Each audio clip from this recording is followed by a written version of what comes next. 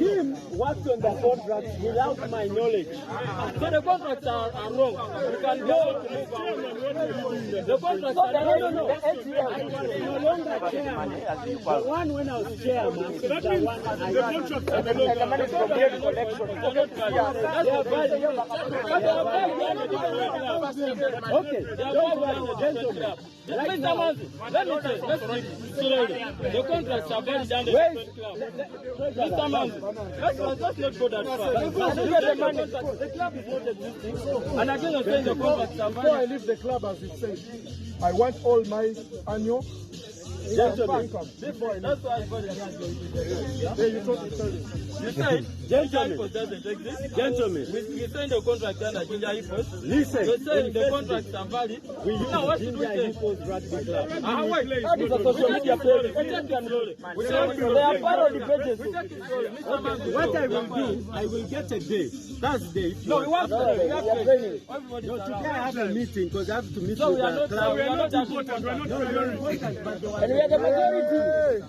There was a prior meeting with the Hippos committee. Just a few questions. Listen, I need to give you people your money now. No, you don't want money of a contract. No, you can't. You don't want money of a contract. No. You said you want money. Our contract is with us. You want the money that we are giving it to us as a fan. You're giving it to us as a fan.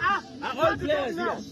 You're giving it to us as a fan. We'll say, number one, people don't know the history of that video. Tim had told them that Manzi has refused to pay your allowances, as though I'm the treasurer who holds the account. And so they came, hey, we've been told our money. And I'm like, I'm a trustee, I don't sign anything. And so they were like, our money, Hippos.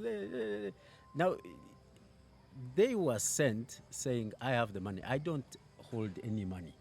Okay, that is number one. I've made it clear so many times. Okay, and though changes are definitely coming, but you learn over the years certain things. There are many things you learn, you see, and that's the nice thing. I've been around 12 years, I've seen things. It's not the first time that we've had issues as a club, but one thing I can guarantee the players is keep focused. You want to play rugby, keep playing. Focus on your sport. Do not get involved in the politics. Keep focused. And I love the way Chadodno had its issues. The players kept focused on playing.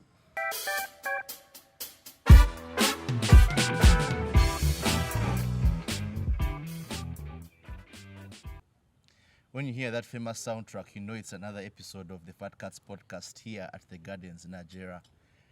Home of many events, but majorly starting from a weekday. You can choose any weekday, and the Gardens Nigeria has something for you. Starting off with the Monday, you wind down your weekend on a Monday. Then you have a Tuesday with a quiz. Wednesday, Reggae Capital in the city. Thursday, you have the Rock Night. Friday, you have the Friday Neon Lights. And Saturdays, depending on the last Saturday of the month, you will have the famous East African Carnival. Also the home of the fourth floor, Gardens Nigeria, here near the Billnet Apartments opposite Bulabira Road. But here to discuss rugby once again, here with two distinguished gentlemen. Some may not have seen them for the first time, some are seeing them for the first time, but here they are, managed to get these distinguished gentlemen here to talk something about Hippos Rugby. Maybe I'll start with my left. Kindly introduce yourself, sir. Manzi Jonan is my name. And what is your position in respect to this I'm podcast? the current chairman, Hippos Rugby Club, and founder of Hippos Rugby Club, trustee at the same time. There has been a lot of debate about who is the founder, who is the owner. We're going to dive into it. And the gentleman on my right. Hi, Edwin. Name is Ian Kiryowa. For this particular conversation, I'm the secretary of Jinja over Hippos Rugby Club. Hippos Rugby Club. So, something about Hippos Rugby Club. Finished second in the recently concluded Nile Special Premiership. Obviously, what are your memories of the season? Of course, the season leading up to that second leg was it was one of anticipation. Yeah. You know, you cross from the first section into the second, and then you know you have chances of actually ending up at as one of the finalists. Yeah. And good enough, the boys worked towards that. They came so close to actually clinching the title. It fell so short, but yes. Manzi, what Yes. are your fond memories of this recently concluded season involving the Hippos? My fond memories about the conclusion of the Hippos. I think my fond memories are that we were able to go into extra time with Pirates. Yeah. Them having most of the national team players and still failed to beat us in the two halves shows that the boys had a lot of determination. And obviously, when this is done, we'll obviously discuss the plans for this particular side. Those of you watching, kindly note that Fat Cats will be celebrating their 3rd year of existence. Should I say next week? As some of you celebrate 4th of July being Independence Day in the US, some of us will be celebrating our anniversary as Fat Cats Podcast. But my guests here, Ian and Manzi, what memories or candid moments have you had of Fat Cats Podcast?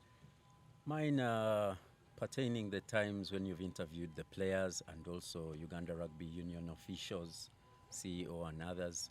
I think they are quite informative, so you get that kind of backstory that you're not aware of. You get to know them better. I think that was good. But I'm very curious, why did you call it Fat Cats of all names? It's always, it's a question that Yes. has always itched. It has always itched. You want to know Yes, why. Okay, yes. let Ian first tell us what his memories are. Then I'll publicly say this for the first time why we are called Fat Cats Podcast. Ian, what are your memories of So- podcasts as we make our 3rd year of existence? So away from sports, I'm a marketer with a proficiency in digital marketing. Yes. And it's always good to see digital brands thriving beyond one distribution channel. Yeah. So when you have things like the Monday Spaces, Yeah. it's something that actually speaks to a brand that wants to actually cover more reach and more space. Yeah. So for me, that's really fun. And again, the consistency. Yes. Many people start this and are not able to, have that kind of consistency, which you've had. Yes. When you say 3 years, again, it speaks to that, So I'm happy for you, and that's one of my fondest memories. Well, the $1 million question, why the name Fat Cats Podcast? Obviously, starting with Fat Cats, one of the things, it goes back to my days at campus. Now, obviously, when I was at campus, I had very many friends, and we used to watch Super Rugby over the weekend, notably on Friday. I don't think people who are going to listen to this are going to enjoy this part, but we used to dodge lectures every Friday morning to watch Super Rugby. And they used to coincide with the New Zealand game and the Australian game. So when the Australian game would get done, it was towards lunchtime. So my very good friend Raymond Ogwang used to say, let's go and eat food from a restaurant called Kesh near my hostel. And after that, we can sleep like fat cats who are satisfied. So that is the reason why. So when Ruben reached out to me saying we need to start something and said, what name can we give it? I just went back to those days. Those were the very organic days when we used to watch rugby for what it was. Not that we don't watch rugby now, but obviously commitments have crept in here and there. And they have the impact of delaying our ability to watch these games. But that is the main reason why we did that. And so we would always get food after the games. Notably, I think it was chips pilau, chapati and beans. I think that's why you see I'm like this now. So it's, in addition to meeting a weight requirement, that is the backstory of the name Fat Cats Podcast. So I don't know if that satisfies you. Yes, Are you that comfortable satisfies with me. an Yes. answer like that? Yes. Thank you. But as we said, we're here to discuss Hippos Rugby and what they have done for Uganda, but majorly to understand the issues that are creeping up in Jinja. There's been a lot of stories here and there in the press, on TV, on social media about what the Hippos are all about. Challenges in the boardroom, setbacks here and there in terms of participation, notably missing out on the Kampala Sevens, and somewhat of a story that needs to be addressed from, should I say, the different factions or those personalities who are mandated to operate the affairs of Hippos. And it's against that background that we have this podcast. But usually Hippos, when you start with Hippos, they're always synonymous with this particular sound. and this is powered by Black, our audio partners. So whenever you hear hippos coming for a particular game, you can never miss this sound.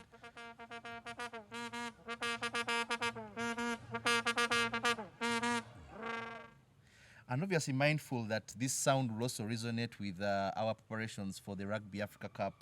It's very important that we get a move on things here in respect to hippos. But before hippos, let's just talk about the Rugby Africa Cup.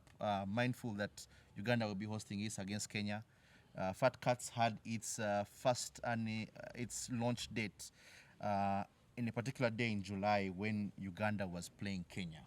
Now Uganda is playing Kenya again in a month that marks our 3rd anniversary. But what, in light of Rugby Africa Cup as a nation, what do you think needs to stand out for Uganda as they face off against Kenya?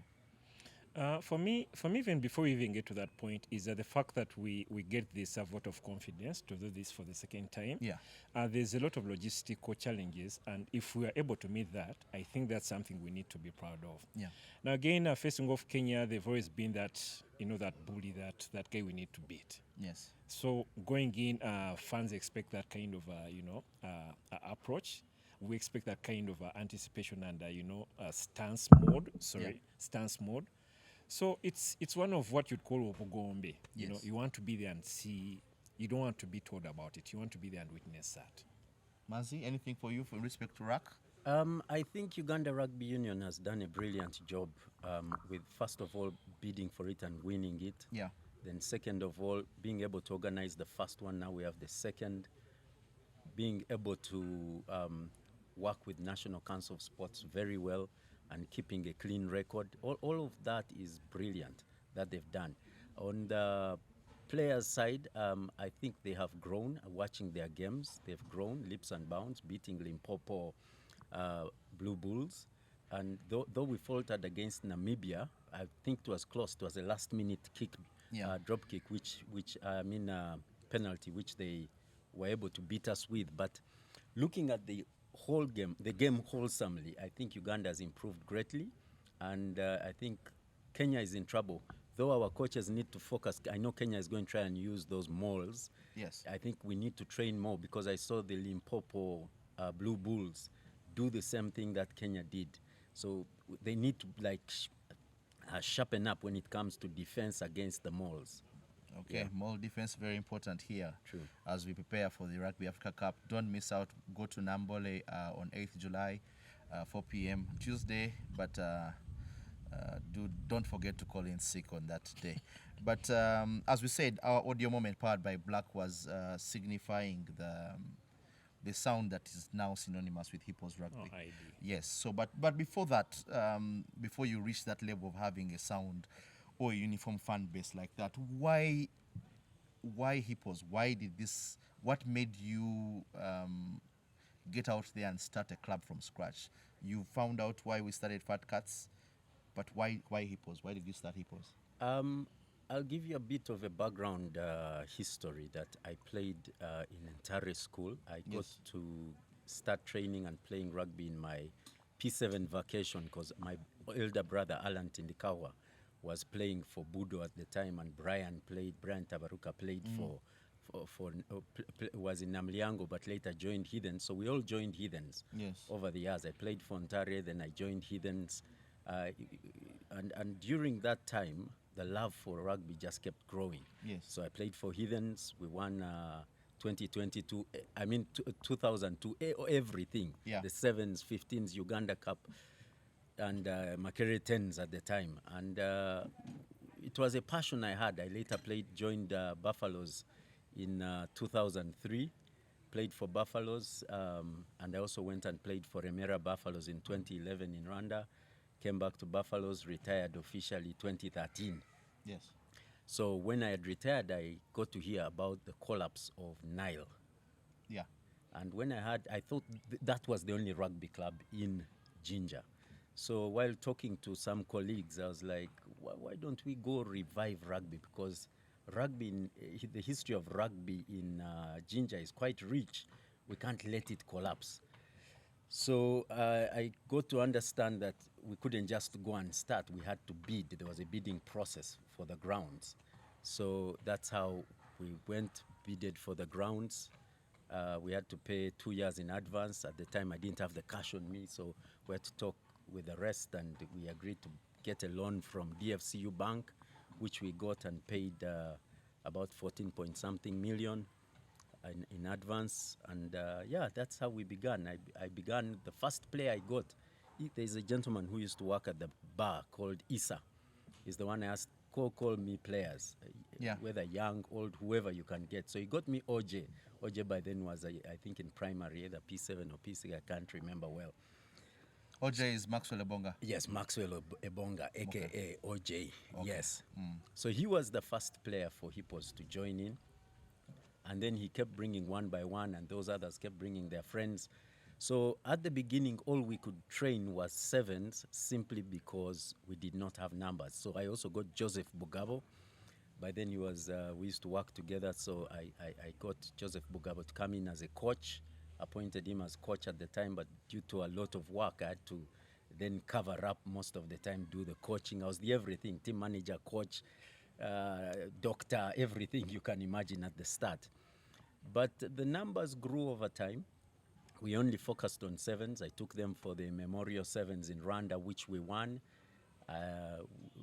We came back, took them for, we had an opportunity, rhinos. That's why I've always loved rhinos. Yeah.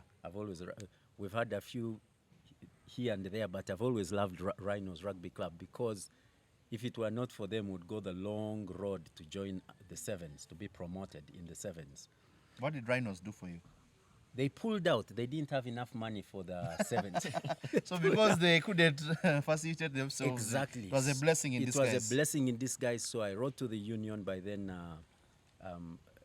we were able to write to the union. So they gave us that opportunity to come in as a festival side. And voila, we surprised everyone and were number 3 in the whole of Uganda. Okay. And that's how we permanently got into the sevens, and never have we been relegated, never have we gone back. Then I remember for the 15s, we didn't have numbers, okay? So I remember us playing games where we were 12 against 15s, and you have a side that has extra players, 20-something on the bench, ready to play, and here we are. Why didn't you? We're going to get to Ian, of course, but Ian, where were you in all this? I'm going to come to you. So you're saying? Yes, so at the time, I remember us winning some games with 12 players on pitch without a substitute. I remember one game, the ref wanted to cancel it because we didn't have numbers. But I begged him and said, let us play the way it is. So all I told the boys was, play like you're playing sevens. So we just kept swinging ball back and forth. And we won quite a number of games, lost a few, but we later on, 2017, got promoted. I permanently brought in Saidi as coach during that time, as coach. I think about 2016 is when we joined Uganda Cup, and we have never looked back. 2017 is when we got promoted to the league. Okay, so such an illustrious history, obviously, but I think very much importantly, we're looking at these particular players. Which players stood out for you when you were starting? You've talked about Maxwell Ebonga. Who else do you have in mind? I would say Johnson Baiga. Do you remember the positions they used to play? Now, they kept changing. Johnson was always in the forwards. Yes. Etwao was one brilliant player. You won't believe it, but there was a time Taufik was just as fast as Etwao, and at times we beat him at speed. Okay. So when he just added on a bit of muscle, he slowed down. But these boys were brilliant. Who else? Because you said sevens, and I also had those names. I can tell you there was Grace, there was Johnson Baiga, there was Medi Mapesa, all of them were brilliant, honestly. Timothy Mujisha, you can't miss them out. There were so many. Some have gone abroad to play abroad, but even Jacob Ochen, you know, I remember he got an injury. I think this was 2017, broke his collarbone. I think it was 2014 or 2015 when he broke his collarbone. And he kind of left us for a bit of time, but came back.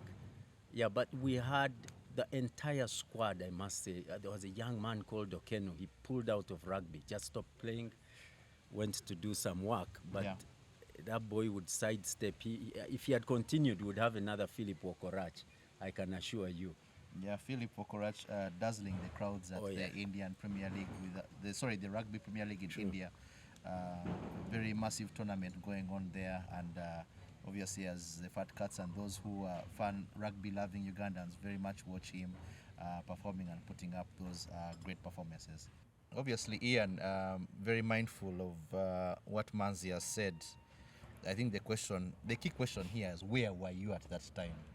Were you also putting in a shoulder? Were you assistant doctor? What were you doing at that time when Hippos started in 2013? To be honest, at the time I was dabbling a couple of things, and it wasn't in sports. I think I came to the sports space, that was around 2017. 2017. And why 2017 is that in 2015 I had started an online publication focused on Jinja. So I needed to cover as much as possible to spotlight what's happening in Jinja.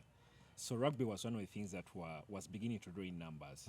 So that's how I get introduced to the game. That's how I get introduced to the structures.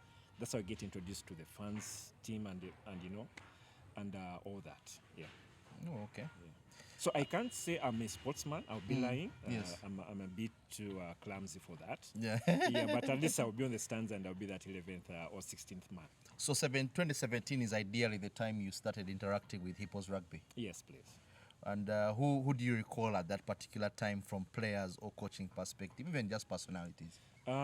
Johnson Baiga, away from even the pitch, was always, that sociable guy. You'd meet on the streets, and even if he didn't know you, you talk like he knew you. Oji, of course, was always that standout guy, like the MVP, the Mogishas. Yes. Then, of course, the actual now talk about rugby, this was now by Fred Mwambo. Yeah. Because now, given that I wasn't so much of a sportsman, I needed someone to give me an insight on a game, on how we go to ABCD points. So Fred was good at that. So we worked out an arrangement why he would write, and I would personalize that for the publication. Okay. Yeah. So at least those are some of the names I remember at the time. And of course, Manzi. Every time an article came out, he would be interested to know who actually was behind the article. So that's how we get to now begin talking around, like proper rugby. Proper rugby for the Hippos. Yeah. All right, that's quite illustrious there. Again, as you can see, hospitality taken care of at the Gardens, Nigeria. Do pick this as your spot to enjoy the wind down of the busy weekdays, as well as spending your weekends here. There's a buzzing Formula One club here. There's a buzzing quiz night here every Tuesday, and Saturdays, every last Saturday of the month is the East African Mid Carnival Day. So this particular edition will be celebrating the life of DJ Bush Baby, who unfortunately passed on this year, but very much so still at heart, still in spirit, and Gardens this weekend will very much be paying tribute to him and what he has done to grow East African music as well as Uganda on a music platform. But now, Manzi, obviously confirming where Ian was at the time, you have a constitution. You have to start something of an organization of sorts. So when you started all this, you can't start something out of nothing. Yep. What caused you to initiate Hippos? Not caused you, but what documents or what structure did you set up for Hippos to start it in 2013? Yes, because I went there because of passion, as I said earlier. I went to start rugby, trying to revive it, but I was actually wrong. There was already rugby. There was Walukuva in Jinja, but I wasn't aware. So I went, bidded, and we won the bid, took over the grounds. Getting the players was another problem. I remember staying in Jinja for almost a month, and I only had 2 players I was training with. That memory, I can't forget, because it was so discouraging. You're spending a lot of money, and here you are with 2 months training every other week, and there's no one else coming, no one joining. That was quite discouraging. A full month, That can be quite daunting, I must say. But we persevered through it, and players came. But as I was saying, the history, Hippos, the name Hippos, I got the name while talking. I don't remember if he was the mayor, or he must have been the mayor at the time. Someone said, oh, you're the one running the place, let me connect you. And so while talking, because I was looking for a name, and I wanted to get a name that resonates with people from Jinja. So while he was explaining to me about the bridge and the new road and the new bridge being built, he showed me the plans on his phone or tablet. And he told me that, because I asked him, is there like an emblem? Barara has the cow. Yes. Okay. So I asked him, what is it for Jinja? And he said, it's the hippo. And he gave me the history that there were many hippos many years ago, and they used to come into the town even, and all that from the River Nile and Lake Victoria. So that's where I got the name Hippos, because I wanted something that resonates with the people from Jinja, because I wanted it to be a Jinja thing. And that's how I got the name Hippos Rugby Club. Sitting down to work on the constitution, obviously I sat down with a few colleagues who were at the time working on all of that, came up with the constitution before even we had the player. And when we started, took it to the union. Yes. So that's what we've been running on. And what was the, so you always make reference to we, who are these people? Were you united together by cause of rugby? What Yes. was your cause? Rugby. Rugby was the main cause. Because let me be honest with you. Rugby is not profitable, if I may use that word. It is something that is for passion, for the love of the game. Okay? If you're talking about football, rugby abroad, but even when I look at what's happening abroad, most of them are in losses. Yeah. Okay? Whether you even look at Uganda Rugby Union as a unit, they will tell you it's not profitable in terms of making profit. Okay? That's why they at times borrow, they at times run for sponsor, because it is not something that you do for profit, it's something you do because you love it. So it's something that we all wanted to do, or that wanted to see next generations. You know the history of Amin playing in Jinja. That's a history. You don't want something to die because there's a history, a rich history. So we took over the grounds. We did a lot of construction in the place, renovations, put up gates, fenced up the place, the grounds. By that time we had really high anthills, dug them out, expanded the pitch, brought a grader, expanding the pitch twice. There's a lot we did, put toilets, added more toilets, put up the grass thatch structure, added more rooms behind. There was a lot that we did that people may not see or know. And I think challenges we faced were people cutting the fence, you're always repairing. There's a lot that we had to do, but it was out of passion and love for the sport to see it grow in the area. Picking up from what Manzi said, obviously rugby is he says non-profitable. Others may disagree. Others say rugby is for passion. Others may disagree. It has since changed. From your perspective, Ian, as a marketer, and how do you think we can transition this from just blood, sweat and tears to something very profitable and marketable for those who engage in rugby?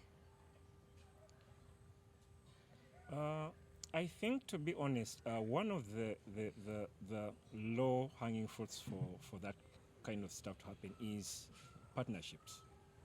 So you see, like how now Special is the major bankroller for rugby in Uganda. Yes. Now you need 3 more of that kind to get to a certain point. Now, even when you bring it down to clubs, you need to get to a point where what you spend doesn't really worry you. You focus on playing, you focus on getting in the numbers, because at the end of the day, if Fat Cats is to, let's say, become the media partner for Hippos, Yes. you need to have some kind of confidence that my investment is worth it. Yes. Now, what you need is numbers, that's audience. What you need is reach, that are these guys able to have my content go to the extra mile I want. Then you'll be very comfortable to invest whatever kind of money you need. Now, yes, we have partners that are coming on board. We have clubs that have more than three, 4 partners. What we don't know is how much are they investing in. And the question we need to ask is, if it's below what we spend annually, what could be the issue? How do we fix that gap? So ideally, you're not going to get money from the gates. What you need is money from partnerships. But now those partnerships, you need to give them confidence and comfort that you are making the right investment. Now, if you have that kind of thing, then, you know, it's a win-win situation for both. Yeah. You know, now Special is still in the game because they still see a win-win situation for them. There's brand equity. There's maybe a revenue of the games. You know, the product revenue. Maybe there's more growth opportunities for them in rugby. That's what they see as value. If they stop seeing that kind of value, they might walk away. Yeah. So as players, as fans, as institutions, Stakeholders, all stakeholders. as stakeholders, we just need to continue giving them that kind of value. Yes. Because rugby is a niche sport. It doesn't attract the numbers that soccer games attract. Yes. Because, again, it's not everyone understands rugby. But over the past 2 or 3 years, we've seen numbers grow at rugby games. Even people who don't understand rugby, they love the fun around it. They love the ecosystem. They love the banter. You know, it starts from social media, then gets into, you know. Now, people want to associate with that. If you can consistently have that and grow that, every partner wants that kind of value. They might not see it immediately that if I have maybe 8,000 people watching a final game, Yeah. this is what I'm going to get immediately. They won't look at it that way, but they look at it all, you know, for a longer term plan. So to answer your question, it's around partnerships, but we need to be able to give value to the partners we are trying to attract. You know, I don't want to give you my money and I'm like a CSR project. Yeah. You know, I also need to see some kind of return. You know, are you giving me players as ambassadors? Are you maybe going to be affiliates that if say now Special is maybe having a sale target of maybe 100 million in a certain period, are you able to use your players to kind of drive towards that goal, Mileage. you know? So if you have that kind of value, then partnerships always come. So the partners around, they have budget for this, but they don't see that value as yet. Yeah. First it was because of the numbers, but the numbers are now coming up. So they don't have an excuse for numbers. So it's what else can I get from those numbers, you know? Yeah. So from a digital marketing perspective, from a marketing perspective, that's what you need to focus on. That's why when you have platforms like Fat Cats, Yeah. you know, you help to reach the game to places where partners want it to go. Yeah. You know, you having this podcast shot in Nigeria. Now Special wants that. Yeah. You know, Yes. now the Guardians wants that, but now Special wants that. Yeah. Because this is their habitat. Yeah. Yeah. All right, makes a lot of sense. I think at that point, even we can talk about our partners now. Obviously, the Lock and Key restaurant downtown near the old taxi park, Royal Complex, 4th floor. Do check out that restaurant there, fancy place downtown, coupled with the Kampala Business Lounge. Have your meetings, have your discussions, have your baby showers, have your bridal showers from there as well. Have some nice pizza, some nice food, some cocktails on Tuesdays and Thursdays, pizzas on Wednesday, Sunday, and a global promotion on Friday. And very much so, as we go ahead into the Rugby Africa Cup, do grab a Nile Special and enjoy that sweet taste, an award-winning beer, mutually recognized by those in and out of Uganda for its prowess when it comes to rugby and ability to make you a little bit happy. Manzi, obviously, at the time when you started Hippos, partners were hard to come by, but how do you get this? Obviously, you talked about the constitution, but I want to go into the constitution process. What was the rationale, not the rationale, but what was the mindset going into this process of how are you going to make Hippos legal at the time? Well, the only way to make it legal at the time was through Uganda Rugby Union. Yes. So we needed to have a constitution and hand it over to them, which we did. We sat down. Obviously, I had to also first check with some lawyers who are into rugby. Yeah. Because my lawyer had never dealt with sports. So we had to get a constitution of clubs which are already in existence, then make changes based on how we are as a club. So how we are as a club is there is a company that financed and owns the club, and then there is the trustee whom they've appointed, which is me. Then there is an executive committee, because the plan was to make the club self-sustaining. So the executive committee had to be given powers to run the club on a daily basis. Then under that executive committee, there are what you call management teams like coaches and others, because you have coaches going to schools, you have coaches around, team managers and all these, because you're dealing, the plan was to go to different schools, which we achieved. The plan was to have the community involved, which we also achieved, and have a full squad running. Okay, so obviously mindful of all this, setting up this constitution, ExCom, you mentioned ExCom, trustees, and then these management committees. Obviously, I'm going to get to that point where I'm going to squeeze you on that. A lot of discussion happening right now. But going into Hippos, obviously the aim being to play rugby and put up something, as opposed to the situation at the time that there was no rugby following the cessation of Nile. Were there any other objectives in respect to that? Was it just rugby? Was it also about empowering students and youth? It was also to empower the community, empower the students. Rugby, for example, one of the first good jobs I got was through playing rugby. So many players have gotten jobs because they are playing for Hippos. We got many of them in positions where they even didn't have where to stay, and gave them where to stay. We were able to get funds who helped pay school fees for a number of them. We actually contributed to quite a number of them school fees. We were able to start rugby again in Jinja SS, because I was told it was there years back. But we were able to revive rugby in Jinja SS to a point that we financed the first bus to go play sevens, when the headmistress at the time saw us become, I think we're number 5 in Uganda or something of the sort. She was so excited, because football, they had not at the time achieved that, or they were not hitting those high levels, coming number 5 in the whole country, and yet they never financed the team to go play. All they did was give me permission to take players from the school who we were training at the time. So when we were able to hit that mark, this was, I believe, 2014. From then on, about 2015, the school said they are taking over the whole school. They were going to give bursaries. So all these... Which school was this? Jinja SS. Okay.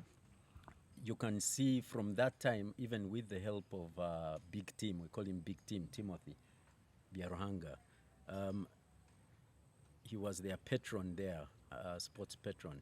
And he was helping us with quite a number of those things and all the legalities working with the school. The school, from that time when I took the school, I paid the entire bus to go play at Legends. And they surprised the school. From that time, the headmistress said, from this day on, the school is adding rugby. It won't just be football we are financing. And so they took on all that burden to finance, feed them, transport them, do medical, which I used to finance at the time, or the club used to finance. And they went on to give bursaries. So students who used to pay school fees were no longer paying school fees. Then those who are not so good would pay what you'd call half bursary, pay half the school fees. And from then on, most of our players who you see now were in Jinja SS, from the Etwaos. Who are the beneficiaries of that? Etwao, Echeru. There are quite a number, most of them, even the current players, majority of them were from Jinja SS. So you have the school begin from that time. Even when she left, the new headmaster came in and kept it going. Though currently they have most players are from Chadondo and other places, including Walukuva, but most of our girls, over 95% of the girls are from the Nile Rapids were under Hippos. Yes. So They also study in Jinja-based? yeah. It's a big mixed school. chunk. Yeah, Right. mixed Yes, school. it's a mixed Alright. school. So the majority of them are from Jinja-based. So you find bursaries being given for many students. So many of the students who have passed, they have either paid half or full bursaries. So they go, sleep, eat. All they're doing is just playing rugby for the school, and the parents also are happy about it.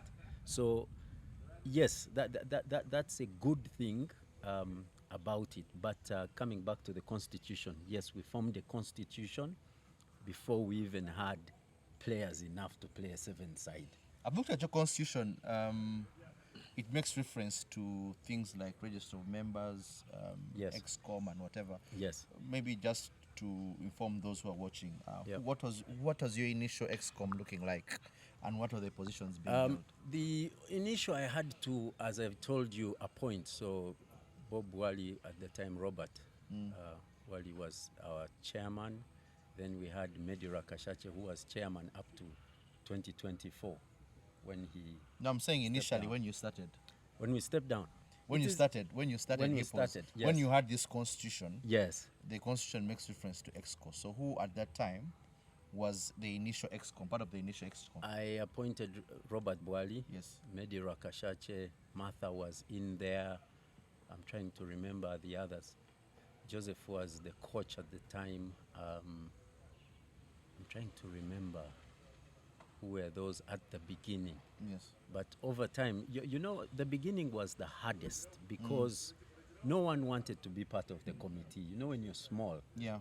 or just starting, no one wants to be part of it. And even when you call for meetings, you find you only 2 people, 3 people Yeah. turning up for the meetings. So you would find I drive all the way from Kampala, come, and you find you only 2 or 3 max. And you have a meeting and call it quits, you go. Were there any members at the time when you started? When we I know started, your constitution makes reference to a register of members. Yes, the members, people were not paying membership. I had to actually pay for members. Why Even- would you pay for membership? You paid for people's membership. Yeah, so that the club could also have some money to Okay. run. But a few of them, and especially players, when it was coming towards elections, I would have to pay Yeah. so that they were eligible to vote. To vote, yes. Okay. So what we would do was like you have a what would be their allowance, you then cut it off to cover up. And obviously, you talked about Medi, who retired in 2024, who handed over. Yes. But obviously, it goes without saying that there must be subsequent leadership that happened. Yes. Prior to getting to 2024, where you Medi handed over, were you in any one point chairperson or Yes, trustee, apart from trustee? I became chairperson. That's 2014 when Bwali then joined Uganda Rugby Union. Yes. So he couldn't side with any team, so Yeah. he had to leave. So when he left to work with Uganda Rugby Union, I had to take over as chairman. And so I was chairman up to end of 2017. So January 2018, I had Innocent Ojanji appointed as the new chairman. Okay. Yes. And from Innocent, who From was? Innocent in 2020, January, I came back as a chairman. You don't have term limits. No, Or unfortunately, you can rotate leaders. and unfortunately, there were no term limits. Actually, 2020, I never wanted to come back as chairman, but there were issues which I actually never wanted to be honest. And that is why 2024, I didn't want to come back because it didn't make sense unless there is a problem being chairman and trustee at the same time. What issues caused? What were the issues at the time that made you come back in 2020? Obviously, Tim comes back into this. There was a fight between Tim and the committee that was there at the time. Okay, so I think we're now going into personalities who are being here, but maybe for those who are watching, who is Tim and why are these issues coming up? Tim was our former technical director, and at the time... I'm reliably informed he's still the current No, director. he's not. He's not. Maxwell Obonga is. the Okay, new- so go ahead. Yes. Yes. So, what happened that time is there was a bit of a fight. So, team kept calling me and updating me. Okay. Now I insisted there are many people can stand as whatever, but because him and other people kept calling me, they said if you don't, this thing is going to collapse. All the hard work you've put. So I came back with that notion, but I said, guys, I'm going to come figuratively, but I expect you to be the ones with the ideas and everything to run the club, the entire committee. Okay. Yeah, because some of us have given ideas, and I think we need fresh minds, so to speak. People like Ian to come in with fresh ideas, fresh way of doing things. And so I came back reluctantly. I remember driving from Gulu that day and reaching Jinja, but elections had just ended at that point because I came in a bit late because of the jam I met on the way. But that I took over from 2020. Now, at the time, Ojanji also told me, well, had warned me actually about team wanting to snatch the club. I said, if there is no proof, I need proof. How can someone snatch when there are documents or anything? And they just warned me and let it be. So anyway, at that point, but sorry to interrupt you. Yes. But talking about team, yes, team doesn't come out of nowhere. How does team get into 2018? It so happened that one of our players called Dave Haddock brought Tim, and we met at Silver Springs Hotel and said, this is Tim Grover. We want him to join the club and everything. But because I had never met Tim, he was not a fan, he was not part of the club, I had to decline to his request. I said, yes, I appreciate that he wants to join the committee and be a part of the club, but let him first be seen around and known to others. Then after seeing him for some time, he will then ask him to come and join. Perhaps So what position did you give him? So 2019, Saidi is the one who brought him. He came back to me and convinced me. But little did I know at the time Saidi was his employee. So he knows how to get you employed, then use you too.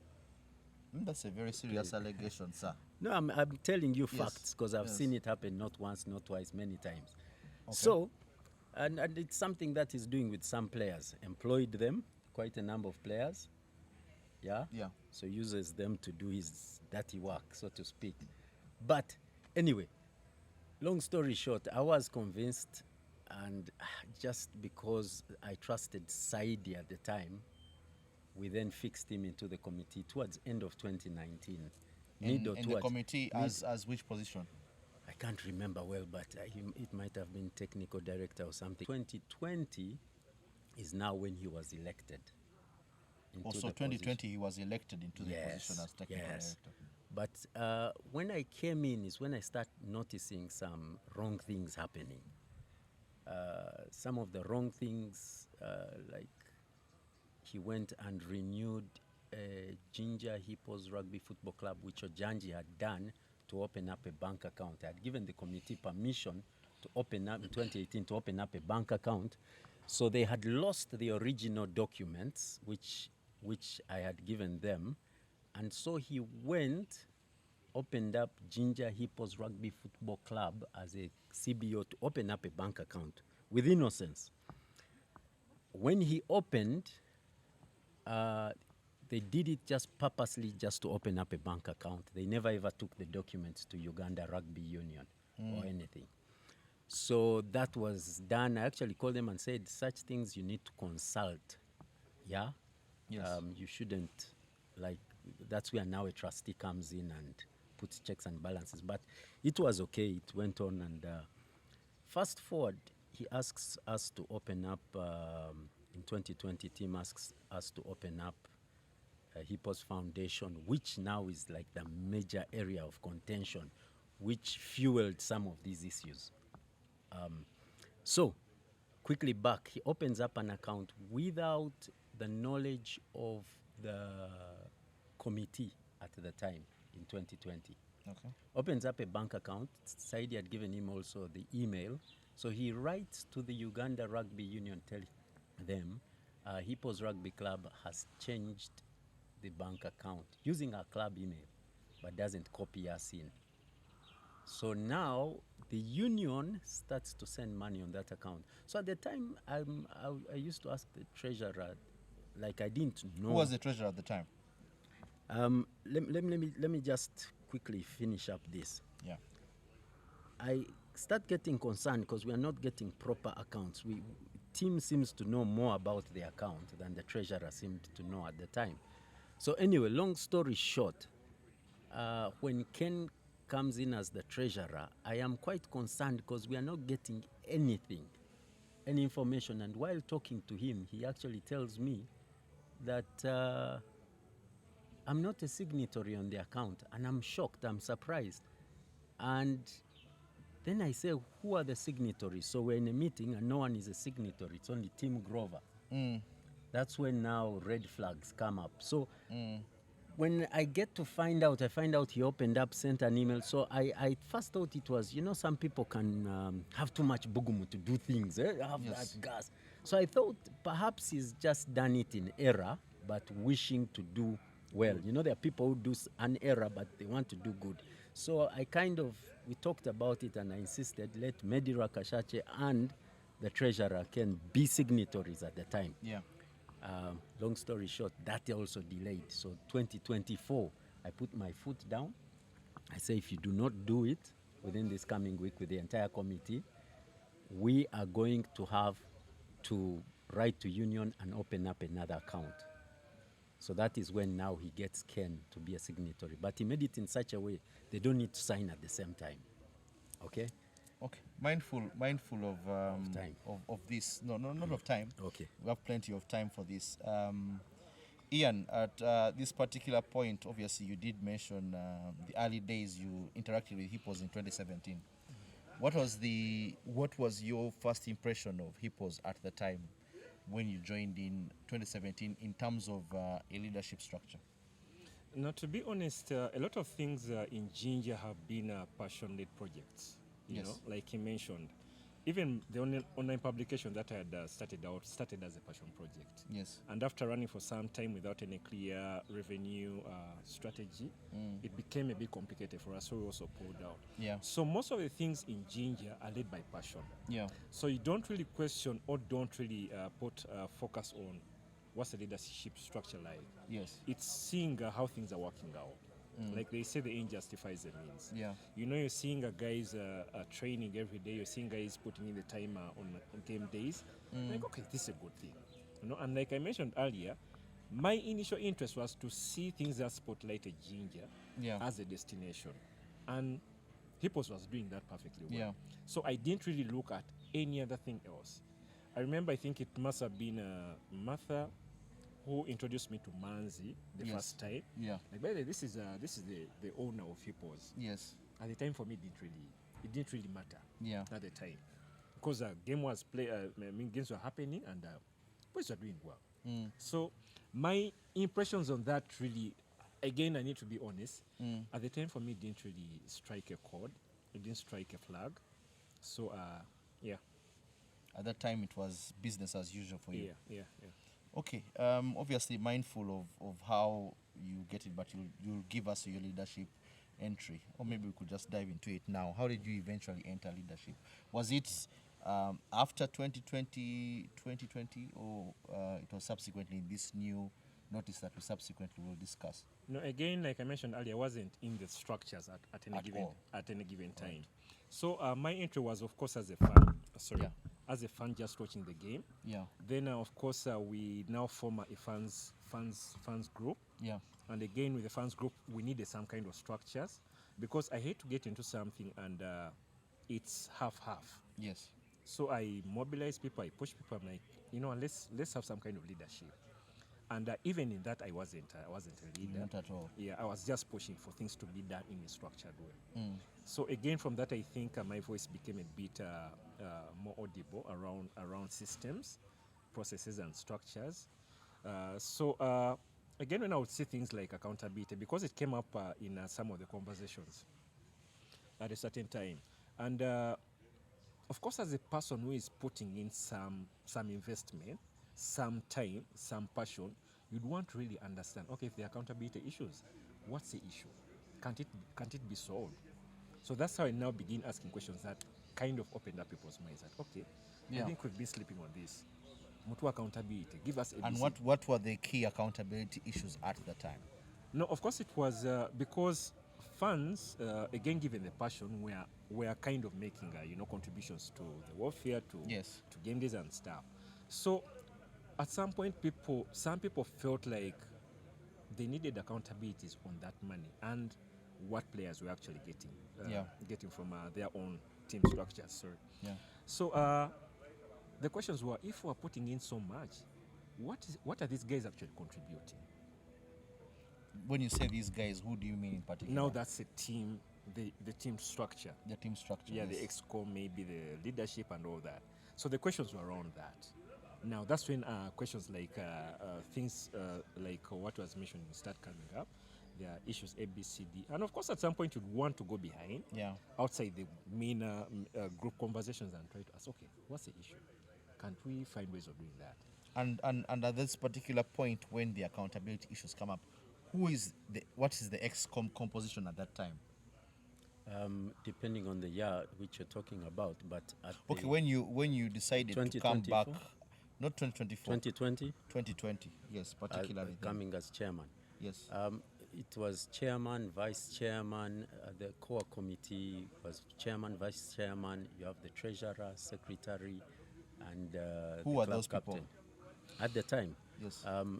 they changed later on a bit here and No, there. I'm saying at that time when 2020 when you are jumping back in. Myself, I was the chairman. No, before you jumped back in. 2020 or When 2019. Yes, when you said you were called back.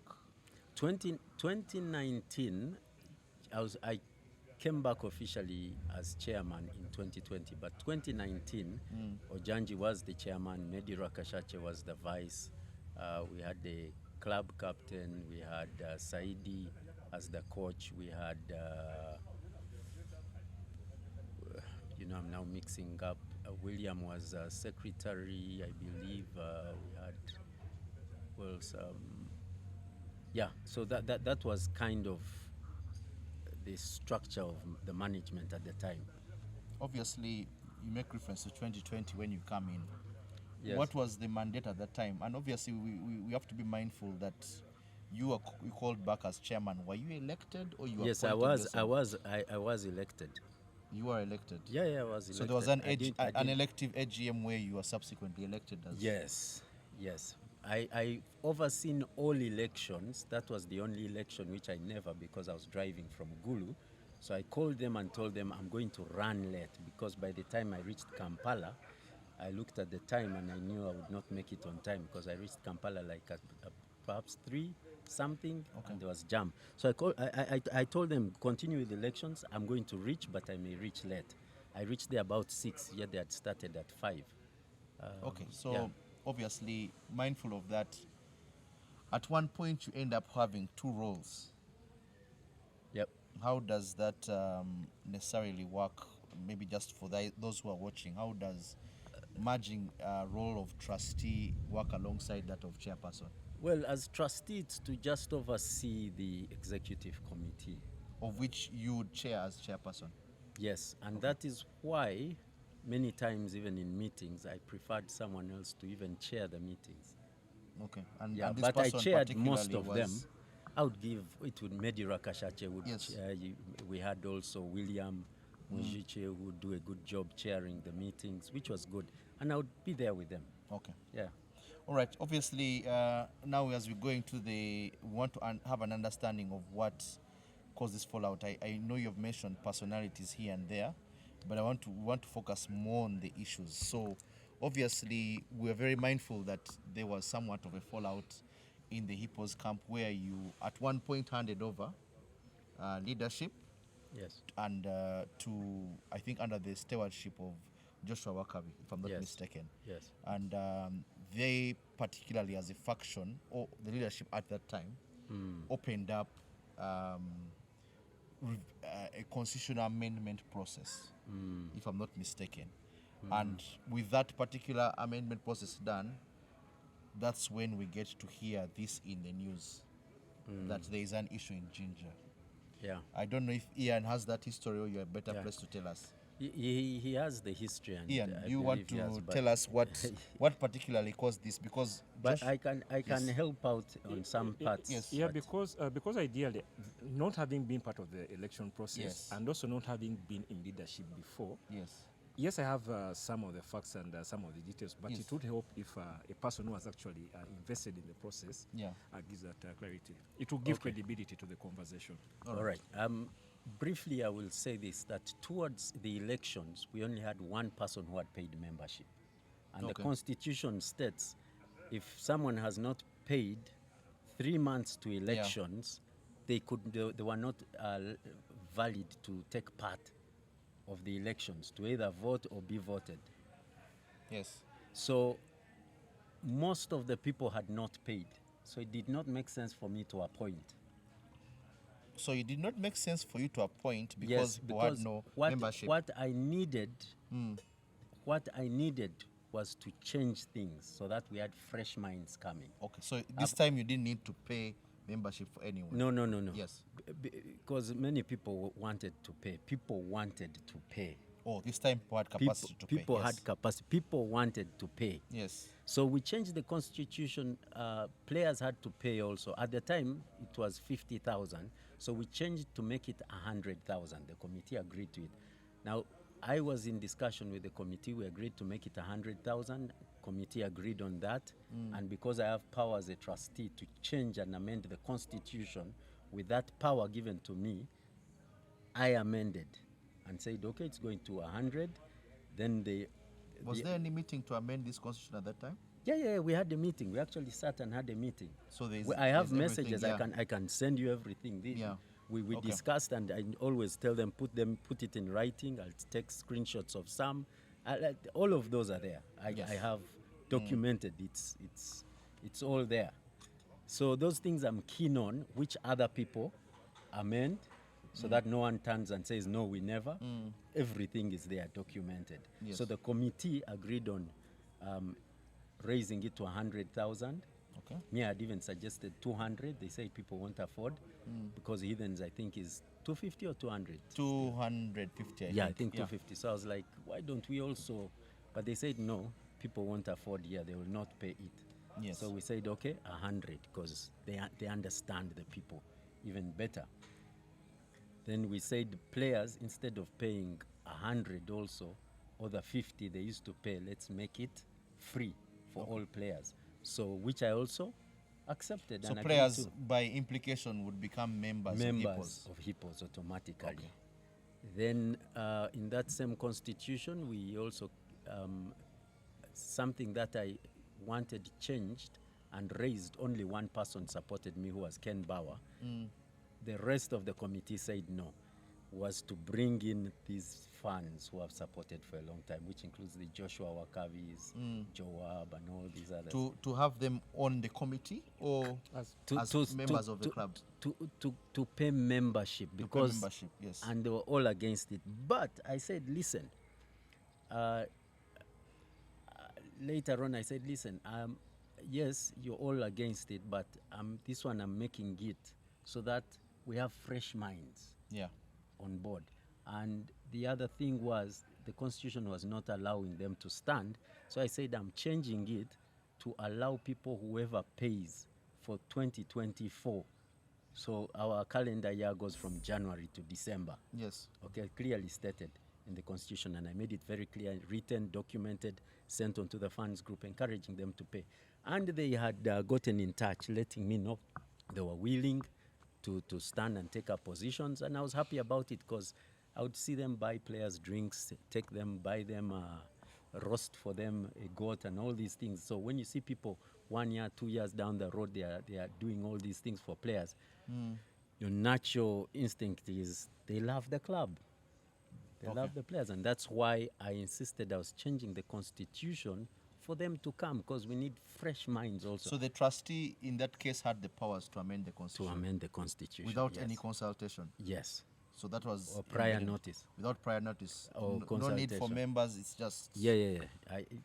Because, and this was something we foresaw in 2013. Yes. Because once you have people come over the years as members, they might want to overpower You get? So we had to make sure it is within the constitution. To protect that to protect particular... exactly the people who started the club from the beginning. So after all of that, what happened was we changed, had the elections. Actually, we invited Eric to come in, and Eric oversaw the voting and everything. And that's Eric Butime. Eric Butime. Yes. He's the one I invited, and he came and oversaw the electoral process. Yeah. Which ushered in the Wakabis. The Wakabis. Yes. But now, is in 2020? 2024, November the 9th. Okay. Yes. And you effectively handed over to them? Yes, handed over. But I asked them to come for a meeting because habitually what we do when a new committee comes, I sit with them as a trustee. And also knowing that none of them had read the constitution, because over 80 or 90% of them paid on the last day to elections. And what happens is, constitutionally, when you pay, we have to give you a copy of the constitution. And that's why the 3 months had to be there, so that people have time to read and understand the constitution. Yes. So we had a group of people come in who had not read the constitution, did not understand the history of the club. And so when I was asking for that meeting, which was really important for me to take them through the history of the club and the amendments, it was never made. So I posted it on the forum of their group. Yeah. And quickly, just to make it brief, Wakabi actually helped edit some things, said you need to add this, move that, which I sent to the lawyer, which he made changes, and then we took to the union, only for them to come and reject that constitution later. And how they reject that constitution, Tim Grover had to answer at an SGM for the money raised in Hippos Foundation. So goes, meets them, causes confusion among them. Okay? But first wait, we need to... We now obviously have the election of Butime. Not election of the election of organized by, overseen by Butime, and then the Hippos Foundation part that you have just mentioned in. Obviously mindful of, I think, another entity coming in from this discussion. You talk about Hippos Foundation. In summary, what is Hippos Foundation about? Hippos Foundation, Tim Grover raised it in a meeting while I was in Jinja, having a meeting with the committee, and requested that we open up a foundation to raise money for the club. Yes. And as a struggling club financially, it was a brilliant idea for all of us as a committee.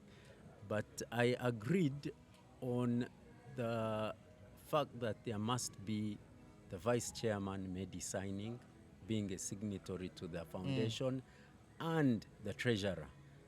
But later I found out he opened it without them signing. And later on I also asked about the account, why they were not signatories, because I asked them and they said we're not signatories on that account. But you keep hearing rumors here and there of money being raised for Hippos Foundation. Do you know what the composition of Hippos Foundation was? What do you mean what the composition? In terms of who are the owners of it? I have not done that background check, but what I know, Tim Grover is the signatory to it, and maybe the sole signatory. I haven't yet had an investigation on it. That is a part where government now comes in and does a check, a background check on it. Because I asked him for the accounts. I first, when the committee raised, a number of people from the committee would inbox me that you as chairman have to raise this. I said, no, let the treasurer first tackle it, then I handle it. So the treasurer contacted him about it, then put it on the forum.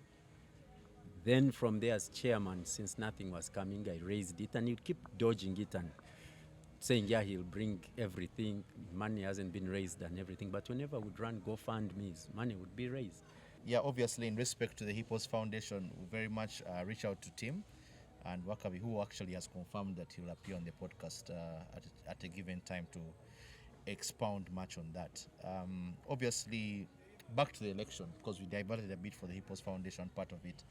But this particular election, and having overseen that, we understand that months later, you come in as trustee to undo the entire process. I never undid anything per se, simply because the constitution that brought them into power, they rejected it.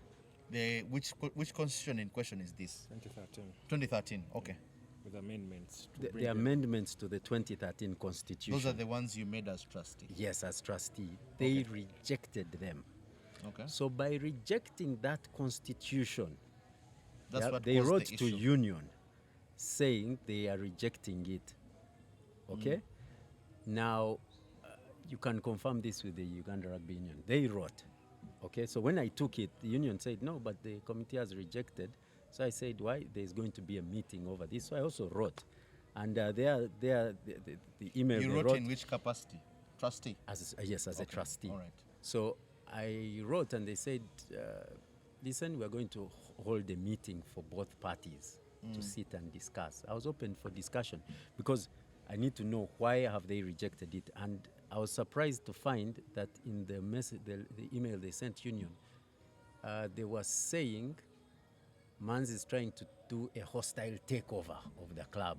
I wondered, what kind of hostile? And so I noticed they were also calling themselves now Jinja Hippos Rugby Football Club. So I responded to union. I said, listen, I have never been part of Jinja Hippos Rugby Football Club.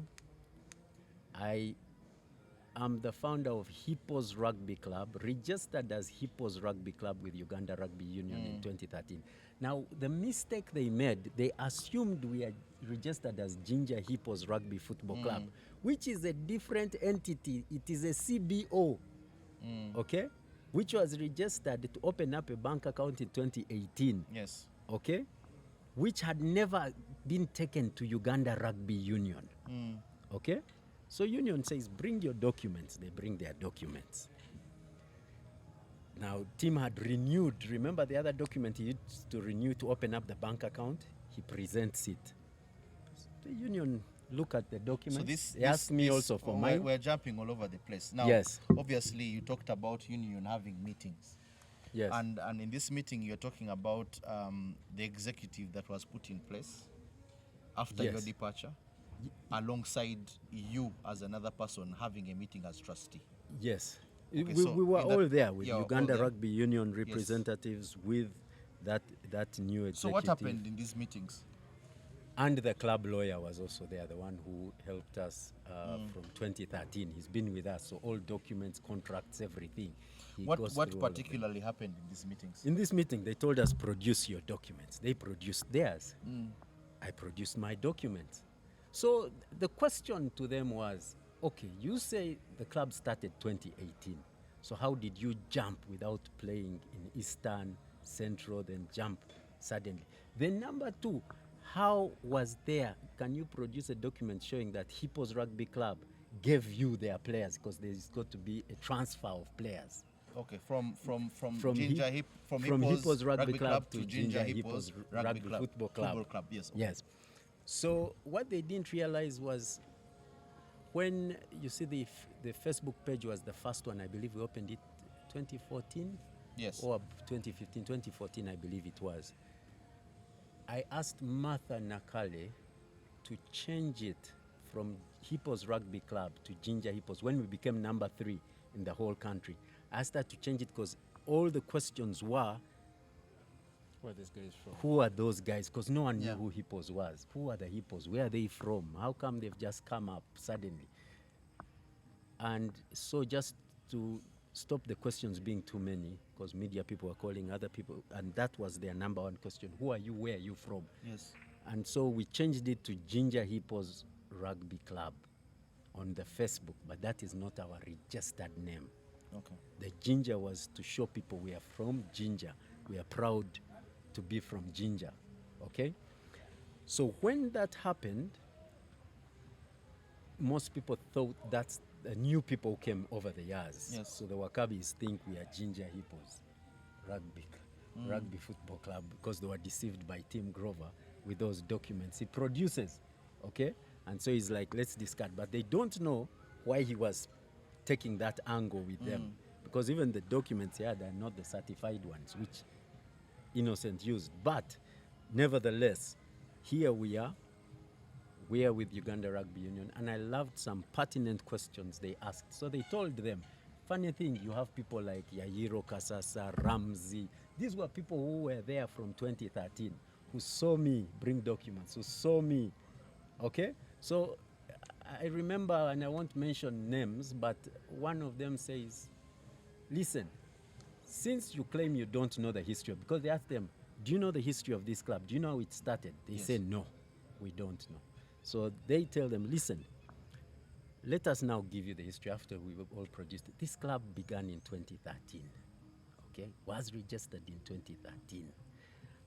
And the man you're seeing over there is the one who started it. He's the founder. Yes. So what we are going to advise is sit down and tell him the things you need and agree. And I was happy, actually, when we were walking out. I said, guys, let's have a meeting now before you travel back to Jinja. You wanted the meeting to resolve the ownership. Because I want to, no, that one is not contested. You're the owner of Hippos. I'm not the owner. There's a company that owns it, the company that put in the money.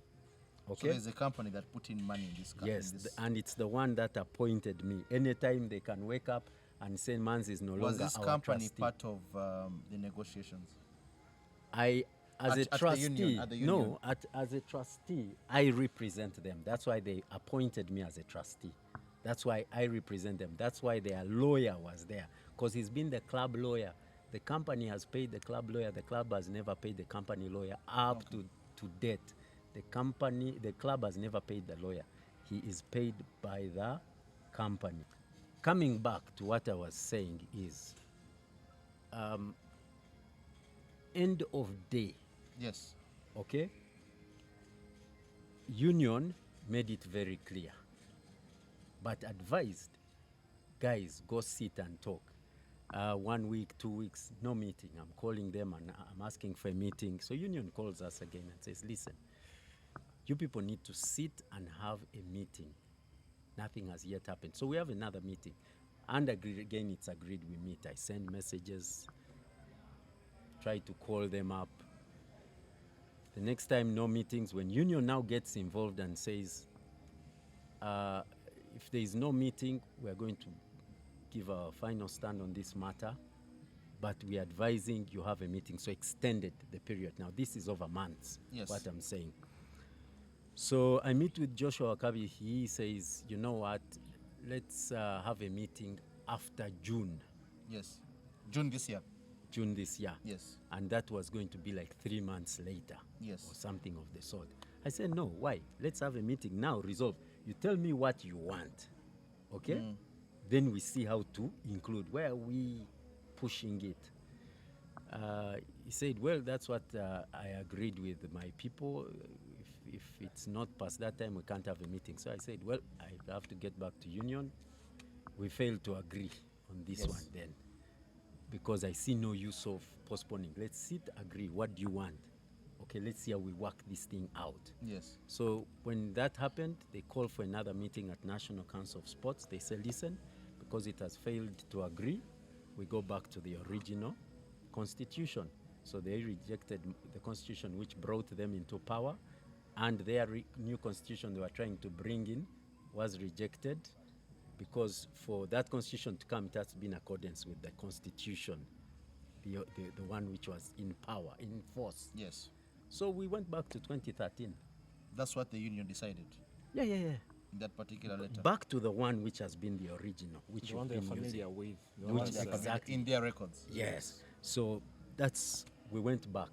And maybe particularly, how did that decision to go back to that constitution affect the club? Because we noticed at one particular point this past season, the Nile Rapids were significantly affected.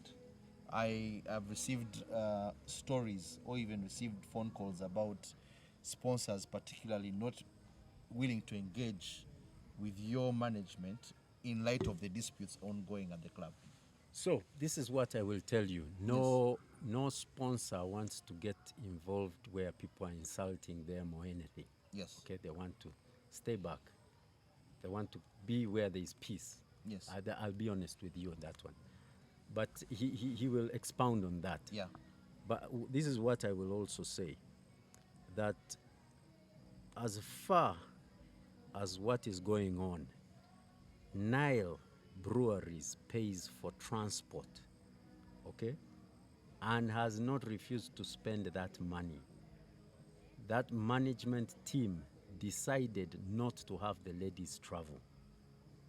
So That's a serious allegation. You're No, it's saying not the as serious. ladies were denied the opportunity to travel. Let me put Yes. it this way.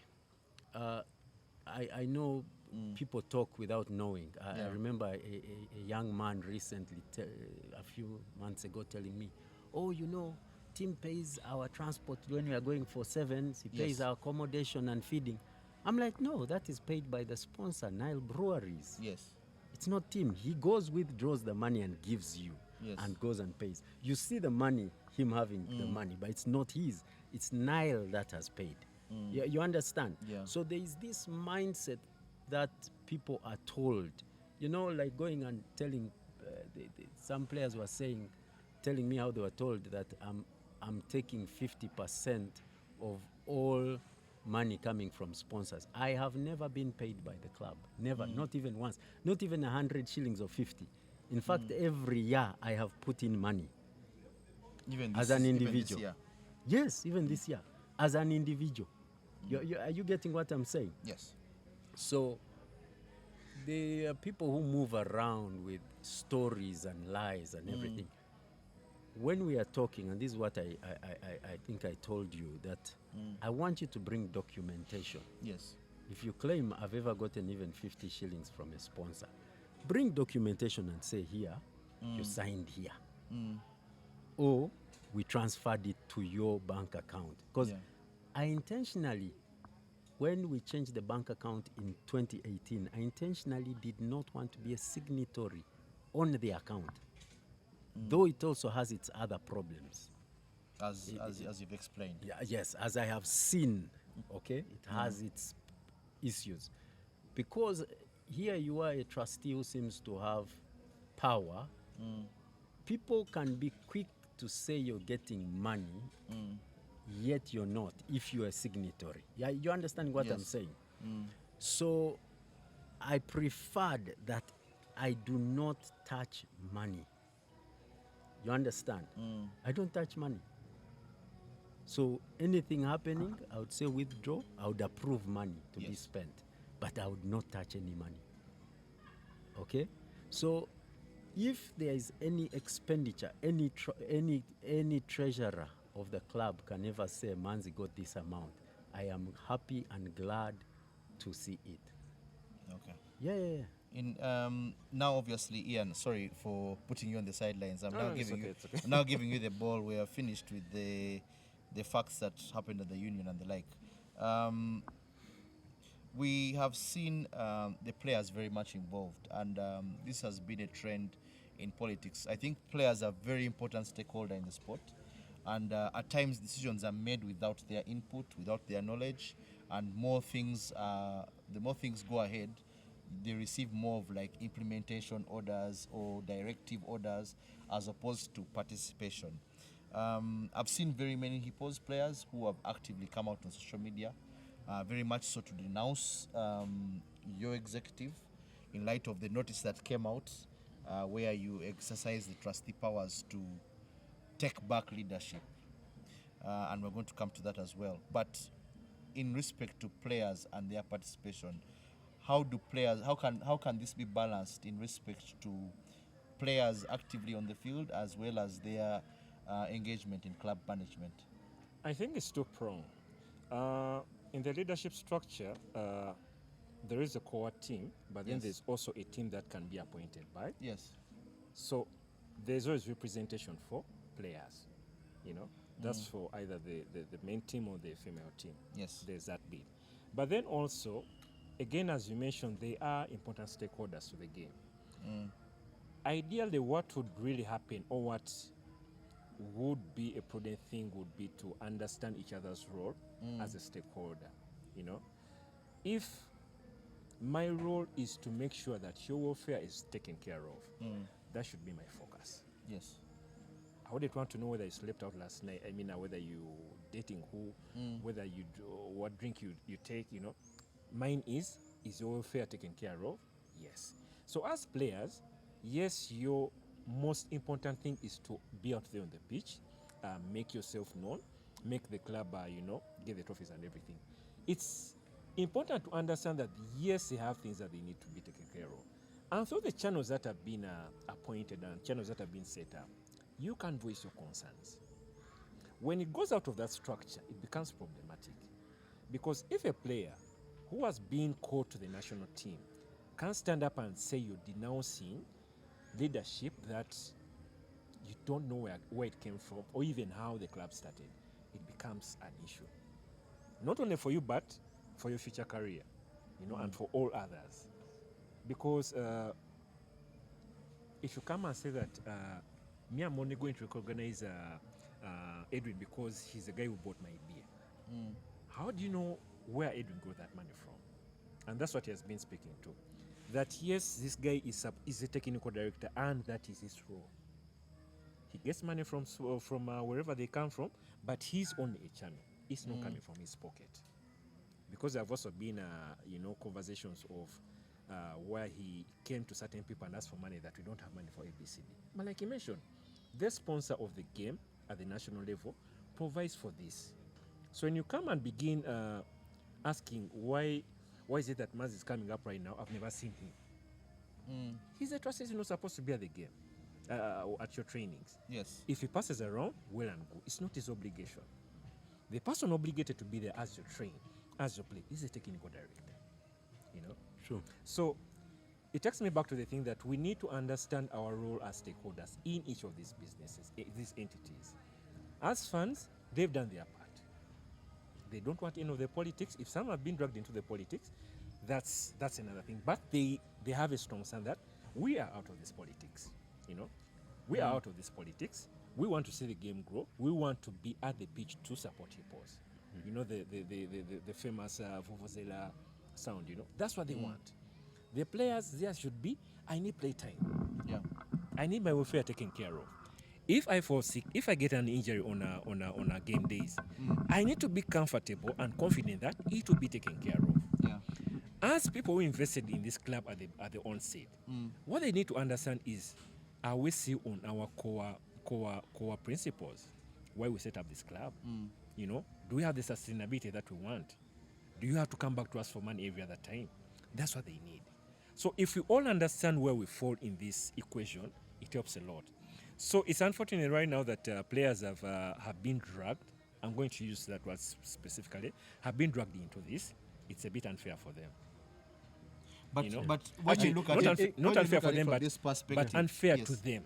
When you look at it from this perspective, is that look, the players have very much as all leaderships happen, is that there will always need to be a personal touch with these players to get them motivated. Yeah. As you said, rugby is not just about passion. There is need for motivation and players to get involved. So could they be right?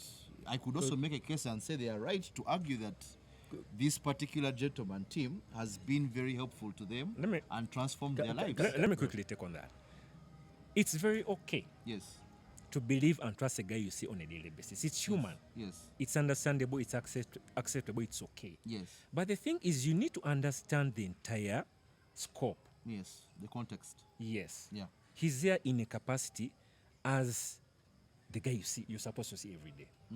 If you understand that concept, he's going to be gone tomorrow. What are you going to do? Get attached to him while he's around. That is okay. Demand that you want to be close to him. It is okay. When it comes to a point of, I think this year because of A, B, C, D, the technical director, we're getting a new person. You need to accept that and get attached to that other person now. So yes, they have valid concerns. The issue which is maybe contentious is the intent of that. Don't you think this has substantially affected the players, notwithstanding the good performance in the final and the league? Of course it does, because if you have players who are employed by one of the people and used to blackmail so many other things, they are able to influence others. Now, you'll understand in any community there are people who are timid. There are people who are only performers. I don't really care what happens, but I just need to play. Then there are people who just want to maybe escalate stuff.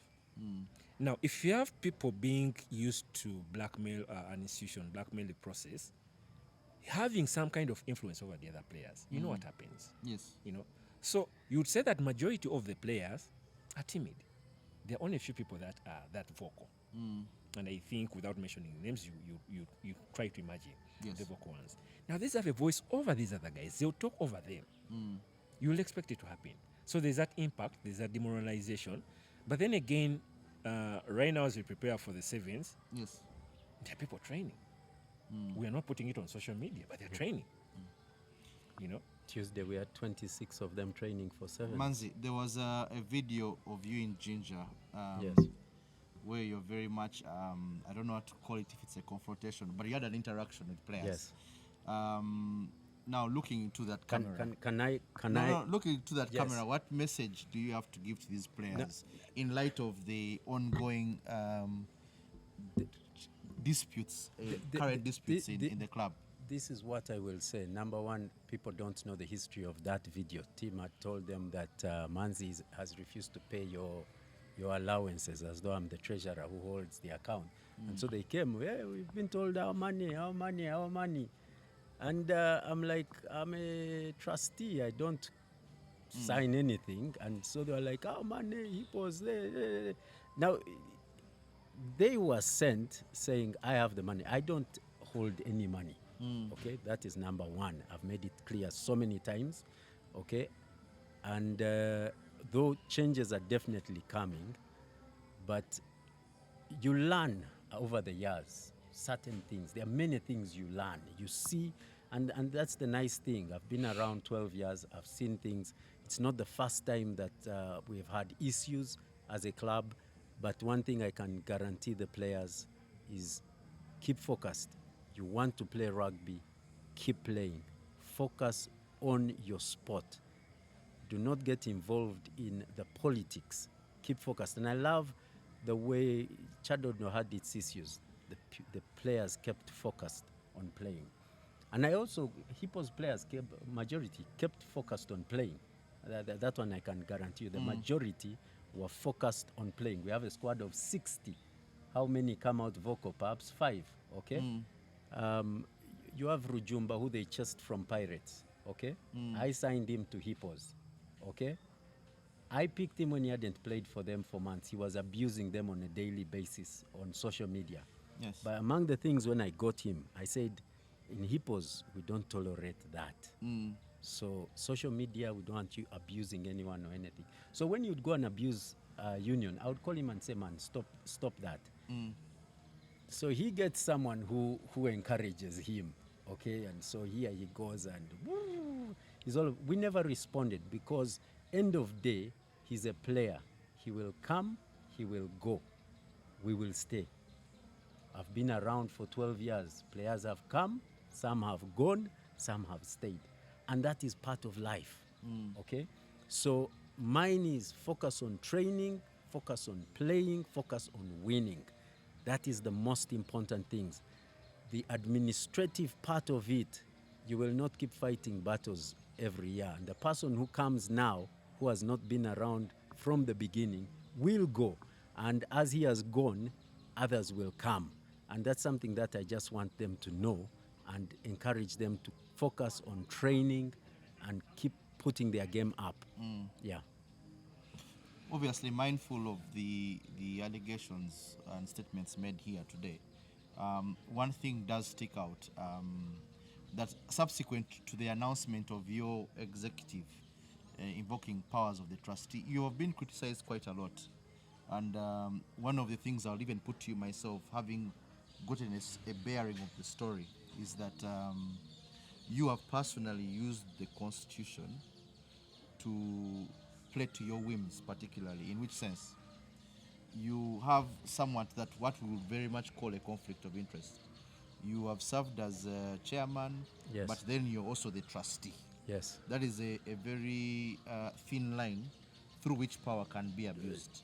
True. Then, in addition to that, you've also been accused, and this, if I think, even has appeared in print, where you reported a case against Tim Grover Yeah. at Jinja, I think a police station in Jinja, which subsequently resulted into a search warrant being issued Yes. against him You in respect to that. You need to understand the Yes. story behind it. For 2 years, Yes. you see, it's something that we have never faced as a Yes. club in the history of Yeah. Hippos, where someone wants to hold everything. You want to try to be a treasurer, you're trying to take over being coach, you're trying to take over being technical director, you're trying to take over being chairman, you're trying to take over all roles. Okay, secretary.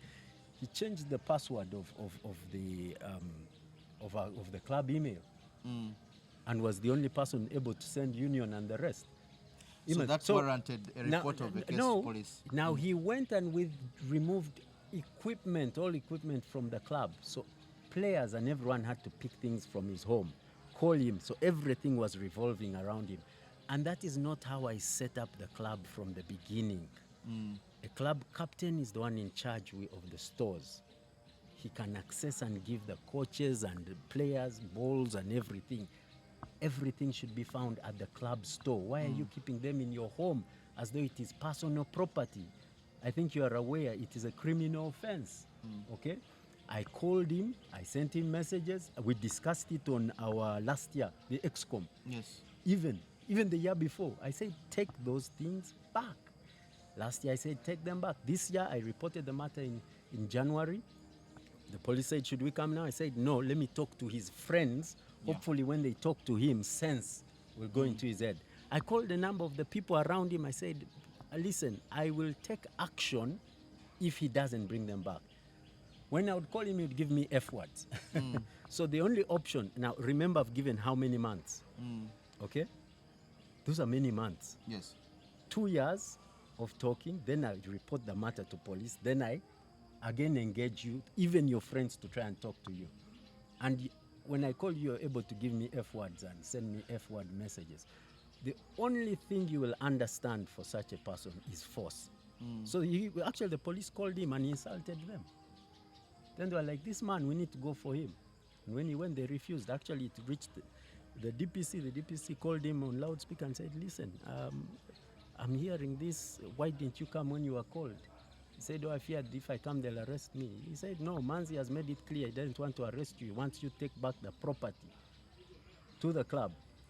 So they dispatched us. We never searched his place. We actually stayed outside. We had the search warrant, but I didn't want to disrespect his place.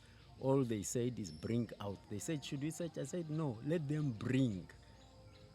They didn't bring everything, but anyway, we got what we needed. But we saw a search warrant document on social media. Yeah. There was a search warrant, but we didn't search his place. You didn't search his place? No, we never. So what was the purpose of getting it? The purpose was to make sure if he refused, then they had powers they could enforce. Yes. Yeah, of which he had shown he was not willing to. And that's why the police said, let's go there. Now, considering where this thing has reached now, yes, obviously mindful of the relations between you and the other personalities involved, is there anything good you have to say about Tim Grover? Well, I do believe he has played a good role. Oh, yes, he's done. And that one I've always told people. I think he's done a good job in terms of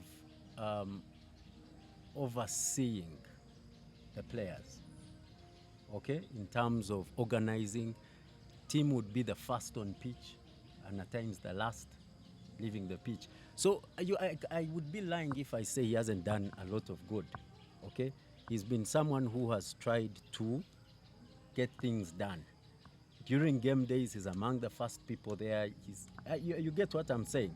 So, and that is partly why for a long time I endured him, because of this good aspect. But there is where you realize the marriage has failed and you've just got to divorce to have peace. Now back to the other issue I'd asked, the Yes. thin line between chairperson vis-a-vis trustee. Yes. Now me, because of my legal background, I would Yes. call that a clear conflict of interest. Why? It's one where you have, you sit on the ExCom, but you have I'll powers. help you answer it. No, Our- listen, Our listen. constitution You have doesn't powers stop over, it. You have powers over. Yes, it doesn't stop it. It doesn't stop it. But so you oversee. You So oversee. you can feel listen, free. listen. As a chairperson, Yes. you oversee an ExCom. Yes. And the general membership of Yes. Hippos, True. right? True. But at the same time, you sit in as a trustee. yes, and I also and the have trustee has and I also overpowers. have people who oversee me. Can I take on that, Edwin? Yes. And again, I'm going to be very candid. Yes. You asked me whether I played rugby at a certain point before I joined, whether I was Yeah. in leadership structures and all that. I wasn't. Yeah. Now, here's the thing. When we get to the crust of where the issues are coming from, the history, Yes. and where this could end, Yeah. I listened to all parties. I'll be honest with you. Josh is a personal friend. We interacted at some point. Joab is a personal friend. We interacted at a certain point. Yeah. The players, we interacted with some of them. And when Manzi requested me to be part of the Hippos. leadership, I first of all rejected. It was, I think it took about 4 or 5 months, Yeah. because I had to now consult, what am I getting into? You know, when I come in, again, I asked some of these questions, because the first thing I had to do was look at the constitution. Okay, yes, do I get elected? If not elected, because I wouldn't want to subscribe myself to an election. So I'm a bit too proud for that, you know. But if you're appointing me, is it legally binding? Yes. He told me yes. I looked at the constitution, saw that provision. Now, again, if you read the constitution without picking some insight from it, you Yes. kind of miss the point. Like you mentioned, this was 2013, Yeah. when no one wanted to be a part of something that they weren't clear of. So there was a small team of people leading the process, bearing the vision. Yes. Now you need to protect the interests of those people, you know. And how do they do that? The company invests money, and to self face, and like, you know what, we are appointing a trustee. Yes. Handle our business in that setup. Report back to us, but you have the powers to do everything. Yes. Now, with that, you're now protecting what has been happening lately. Because you never know what's going to happen. Maybe tomorrow Ian could come and become a bit selfish or ambitious Yes. and not hijack maybe the leadership. I'm not saying that I have intentions, but I'm just giving you a scenario. Yeah. How do you now protect the club from that? You know, because I have money. Maybe I hit a deal and I have $1 billion on me, and I can finance the players. I can buy off funds. I can do whatever I can. Yeah. I could unsap everything, and you know. Yeah. Now that is there to protect. Maybe it can be revised because this is 2013, 2013 to 2025. A lot of things have changed. You could find better ways of maybe Phrasing the language around yes, it. yes, Yes. but it is a protection mechanism. True. It is there to help sanitize things when some of these issues begin cropping up. I don't know if that really. Yeah, because I see very much importantly, looking at the constitution, it very much stipulates him as the sole trustee, among many other things, who has the right to receive and consider club accounts, ensure policies and strategies of the company, hold in trust movable and immovable property of the company, as well as formulate policy and strategy for that. And then I think majorly, very much importantly, was that the aspect that was very much used after the season had concluded, to very much appoint the executive committee, considering the union's guidance to revert to the 2013 constitution. And also maybe Edwin, just a little, Yeah. just to hijack a little. What I forgot to mention, Yes. and actually what I wanted to mention was, even when he approached me and I now accepted to be part of the leadership, Yes. he told me, Ian, at any given point, I want to step back. So you guys can actually become maybe chairman. I told him, I'm not interested in that. Yes. My interest is, can we have structures? And to be honest, for me, that's going to be if I can achieve that in a year, I'll step back. Yes. A place where you have finance protocols, a place where you have governance protocols, a place where you have a sustainability plan, a place where you have partners that actually bring value to the club, a place where the club gives value to the community and to the partners it works with. If I can achieve that in a year, I'll be out.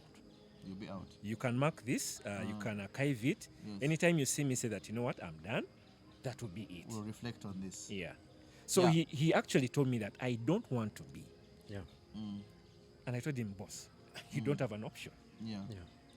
Obviously mindful of the autonomous authority, and that's where the bloodlines appear. Considering as chairperson and the trustee, there is more of a thin line, especially when it comes to the autonomous authority of the trustee. Now, from that perspective, how do you reconcile these two? A trustee doesn't have autonomous per se, because I answer to some other people. Yes. But this is what I will say. I make sure I oversee and put the club's interests first in everything. Yeah. That is why I was willing to sit, talk, see what they want. Because perhaps someone is saying, me to be part of this, I need a share or something or this or that. To understand what is it that they want, so that I can go back and relate, and we discuss, and if it's agreeable, you sit and discuss. How? Or if there are some changes, we see, write down your changes and let's look at it. If it's viable, which discussions never happened at all. Okay? And even still, I gave them an option. If you're willing to work under this 2013 constitution, please sign the documents, and we are good to work together. They were not willing. So there was nothing much I could do. The constitution they rejected made them automatically illegal. Okay. So they could only be legal if we sat and agreed, and then they appointed and continue. So, yeah. At that point, particularly here, you have, I wouldn't want to call them factions. I would call you two groups of people interested in Hippos Rugby growing. I think the issue, from what I've heard, without appearing rather biased towards the other side, because we intend to have them on the podcast as well, is that there should be a way forward from here. There should be a way this can be resolved. Now, is there a way we can hold hands and resolve this issue? I think I've mentioned this maybe twice or thrice. Yes. The thing is this. Number one, that constitution allows itself to be, it allows for amendment. Yes. True. That's number one. Number two, what is happening right now, again, maybe we're all moving to Kigezi, and people want to pass maybe via Mobende, others want to pass via Masaka. Yes. Others maybe want to go by air. We all want to get to the same destination. Yes. We just need to agree that, are we moving as a group? Because again, you can only go further if you move as a group with the same kind of approach. And there's an opportunity for this. It has been documented, it has been shown. There's an opportunity to have this kind of discussions. We just need to accept certain things, however hard they might be. There is a constitution. Whatever you need to do has to be guided by that constitution. If you want to introduce maybe a clause that pushes out Manzi, there's a provision in the constitution that can allow for that amendment. You know, if you want to bring in a provision that says that maybe funds have to have some kind of representation in certain decision making, you know, the constitution allows for that. You just need to introduce it legally, and Union has put itself clearly out of this. Yeah. We are willing to only deal with people that we actually legally recognize. In this case, it is Hippos Rugby Club. So if you continue to purport that you're Jinja Hippos Rugby Football Club, how do you expect Union to listen to you? You know, Jinja Club, the landlord, has an agreement with Hippos Rugby Club. When you come as Jinja Hippos, blah, blah, blah, and all that, how do you expect Jinja Club to listen to you? You know? So there's a need to understand those nuances. There's a need to understand those hard facts, but do it legally. Trust me, I'm at a place in my life where I don't enjoy to be in the limelight over certain things. But then if there's a need to actually put things, you know, in a structured way, I'm willing to step in. We just need to have some of these hard conversations. Josh, what do you want? Team Groover, what do you want? Player ABCD, what do you want? Fans ABCD, what do you want? Will this end up in court? If they try, they would lose miserably. No, not about losing. It's about ending up in court to have a finality of the crisis involving both. Right now, I think National Council of Sports recognizes us. Uganda Rugby Union recognizes us. The landlords recognize us because they know who came in 2013. All of them know and have all made it clear. So, if they want, they can go to court. I am not stopping them. But for me, right now, my focus is making sure we win the sevens. That is my focus right now. If they want to go to court, they are free to go.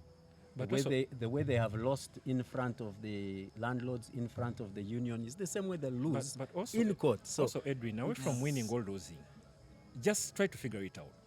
They are going to court as who? That's for court to decide. I'm not going to speak for them. No, I'm just saying, Yes. you just need You to tell us. You just need to look at it also factually and realistically. You're going to court as who? Okay. Because the regulatory body that Hippos Rugby Club subscribes to, Uganda Rugby Union, has methods and processes of resolving these disputes. Yeah. Have you exhausted those? They've given an opportunity to talk. You've failed. Yeah. Because I believe NSN court, I'm not so legal, but I do a lot of reading. So I know NSN court will ask you, yes, you're Uganda Rugby Union? Okay. What's a note or comment from Uganda Rugby Union before we proceed with this? You know? So we also need to ask ourselves, okay, yes, maybe there will be a court process. Maybe they will win. Maybe they will lose. That's besides the point. In what capacity are they going to the courts? So if it happens, we'll see what happens. But we just, again, like I mentioned, we just need to understand where we stand. We just need to understand some of these nuances. Okay. Ian, even if you hated me today, it's besides the point. I'll be there tomorrow. You know, does that mean Hippos is going to stop existing? The Manzi you're fighting, the Joshua may be insulting the team groover. You may be trying to. You'll be gone. They will be gone at a certain point. If we can we can't coexist even with our alternative, understanding of certain things. There's an opportunity for that. Lastly, gents, what's the future? the future of the club is bright. That's what I will tell you. And we are going to keep growing. We're going to get bigger, stronger, and we'll surprise quite a number of people very soon. Ian? Strategically, we are looking at formalizing structures. It's something that I've taken lead on. Of course, with guidance from different documentation. Like you might understand, there's rugby needs to subscribe to a new legislation in the country. So you have to do a lot of consultation with that new legislation. But again, like you mentioned, we're at a point where after 12 years, you need to show progress towards sustainability. The question you asked me about revenue in rugby, we are heavily working on that. And depending on how the conversations go, we want to work with more partners to grow this. We want to work with more partners to see that there's a sustainable model around it. Maybe let's say age grade needs to get a kind of boost, because that's how people like OJ have survived through to date, where he's now also in a leadership position. So from a strategic angle, there's a lot to formalize so many things. Without going into the detail, that's what I would give you. Okay, thank you very much for watching this particular podcast on Hippos and what is ongoing in their camp. Very much so look forward to the next episode where we'll be doing a series hosting Wakabi, Joshua, as well as other key personalities in respect to the entity to which they subscribe to and what they run and what their plans are and what the story is from their end. Very much so at Fat Cats Podcast, we will keep it as seamless as possible for you to understand this in newest conversations like this. And gentlemen, thank you very much.